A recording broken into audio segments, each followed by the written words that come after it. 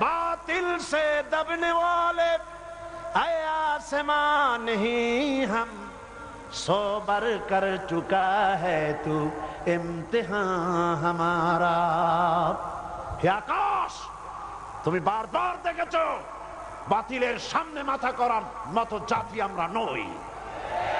আমরা তো সেই জাতি দস্ত দস্ত है दरिया भी न छोड़े हमने, दस्त दस्त है दरिया भी न छोड़े हमने, बहरे जुल्मत पे दौड़ा दिए घोड़े हमने।